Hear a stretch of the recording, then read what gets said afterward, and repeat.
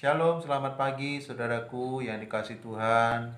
Kemarin kita sudah mempelajari tentang Yesus adalah pintu untuk mengenal Bapa. Pribadi yang paling dekat dengan Bapa itu yang paling bisa ya secara tepat dan secara lengkap menceritakan, menginformasikan tentang Bapa.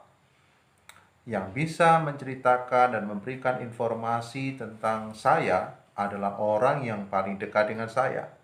Demikian juga yang bisa berbicara tentang dunia Allah, ya, itu adalah pribadi yang dekat dengan Allah. Dan Yesus Kristus adalah yang paling dekat dengan Allah, karena Yohanes pasal 1 ayat 18 di sana dikatakan dia duduk di pangkuan Bapa, ya, paling dekat dengan Bapa. Lalu dan yang paling dekat dengan Yesus yang mengajarkan dan menginformasikan tentang Bapa, tentang Allah Roh Kudus adalah Yohanes. Yohanes murid Yesus, Yohanes yang dikasihi Tuhan Yesus. Yohanes pasal 13 ayat 23 dijelaskan, ia selalu bersandar di sebelah kanan Yesus, ya, telinganya dekat dengan mulut Yesus. Sehingga ketika Tuhan Yesus mengajar, ketika Tuhan Yesus berbicara, dia selalu dekat dengan Yesus dan dia mendengar. Ya, sebelum kita masuk kepada bagaimana kita mengenal Allah Roh Kudus. Nah, satu hal yang perlu kita renungkan adalah bahwa setiap orang yang dipenuhi Roh Kudus selalu memberitakan tentang Yesus Kristus. Tema renungan hari ini adalah Roh Kudus selalu memuliakan Kristus. Roh Kudus itu turun adalah untuk memuliakan Kristus. Jadi Roh Kudus bahkan tidak memuliakan dirinya sendiri, tetapi Roh Kudus diutus datang ke dunia supaya setiap orang, khususnya yang percaya, diteguhkan semakin lagi percaya kepada Tuhan Yesus sebagai penebus, kepada Tuhan Yesus sebagai penolong di dalam hidupnya, yaitu melalui kematian dan kebangkitan Kristus. Nah, itu adalah satu hal yang sangat penting. Lukas pasal 1 ayat 15 dikatakan bahwa Yohanes itu dari sejak dalam kandungan dia sudah dipenuhi Roh Kudus, ya. Jadi tidak ada orang yang bisa melampaui Yohanes Pembaptis di dalam sejarah kecuali Tuhan Yesus.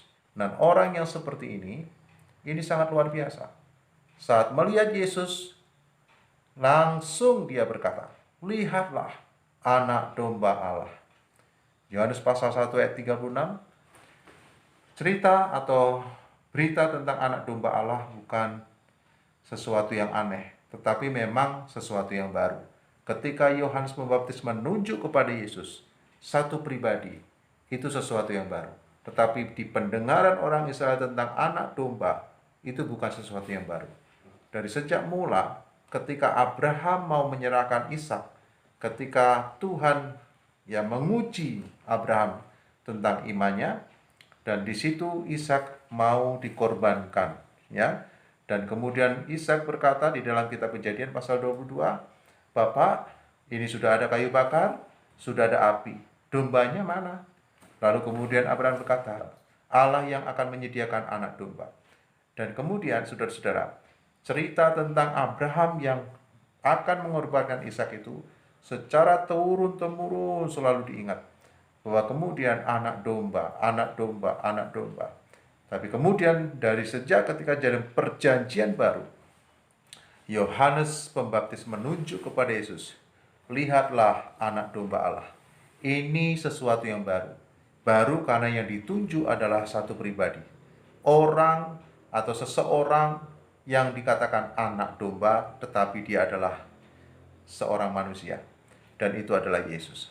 Saudara-saudara, dan ketika Yohanes melihat Yesus, dia langsung berkata dan dia langsung percaya bahwa ini yang dimaksudkan, yang dijanjikan tentang anak domba Allah yang akan dikorbankan itu. Nah, saudara, kita kembali kepada soal Yohanes Pembaptis. Nah, Yohanes Pembaptis ini adalah pribadi yang sangat luar biasa. Ya, kalau kita melihat dalam kehidupannya, Yohanes Pembaptis punya masa depan yang cukup baik. Dia tidak perlu harus memikirkan pekerjaan apa yang harus dia dapat nanti, karena dia adalah keluarga imam.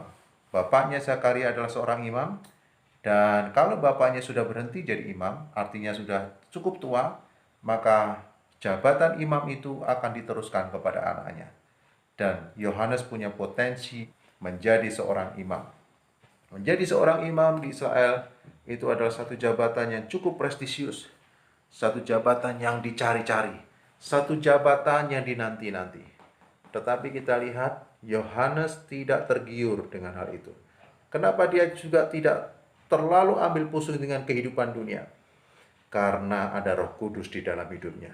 Saudara-saudara, sudah dari sejak dalam kandungan sudah dipenuhi dengan Roh Kudus, ya. Dan Roh Kudus itu memuliakan Yesus, dan untuk itu dia tidak memikirkan dirinya sendiri. Dia tidak peduli dengan jabatan imam, karena memang dia dipanggil bukan untuk menjadi imam itu, tetapi dia dipanggil Tuhan untuk membuka jalan pelayanan Tuhan Yesus. Ketika dia mempelajari kitab-kitab Perjanjian Lama, dan kemudian dia menemukan Yesaya pasal 40 ayat 3, yang di sana dikatakan suara yang berseru-seru di padang gurun. Lalu kemudian Roh Kudus yang ada dalam dirinya bekerja, dan dia mengerti yang dimaksudkan suara yang berseru-seru di padang gurun adalah dirinya. Dan dia mengerti panggilannya, bahwa dia adalah seorang yang dipakai Tuhan, yang dipersiapkan Tuhan untuk membuka perjalanan pelayanan Tuhan Yesus. Dan dia sampai menunggu waktu yang tepat. Di dalam Lukas pasal yang pertama ayat 80, ia mengasingkan diri di padang gurun sampai saat ia harus berseru. Ya, saatnya dia harus berseru tentang Yesus Kristus, dan dia berkata, lihatlah anak domba Allah. Saudara-saudara, orang yang dipenuhi Roh Kudus, pasti orang itu memuliakan Kristus. Roh Kudus datang tidak untuk memuliakan diri sendiri. Roh Kudus datang untuk memuliakan Kristus. Orang yang dipenuhi Roh Kudus, ya saudara-saudara, orang yang tunduk dan menuruti kehendak Kristus. Orang yang mendengar perintah Kristus. Itu sebabnya saudara-saudara, Roh Kudus ya datang selalu memuliakan Kristus. Jika orang itu dipenuhi Roh Kudus, dia pasti akan memuliakan Kristus. Puji Tuhan. Nah, orang yang dipenuhi Roh Kudus pasti orang yang setia dan cinta akan firman-Nya, cinta akan perintah-perintahnya. Kiranya Tuhan berkati di tengah-tengah masa sulit yang harus kita hadapi, tetap percaya bahwa Tuhan sanggup melepaskan kita. Tuhan sanggup memberkati kita. Tuhan sanggup menolong kita. Jika Roh Kudus ada dalam dirimu, mari belajarlah untuk memuliakan Kristus. Tuhan Yesus memberkati. Shalom.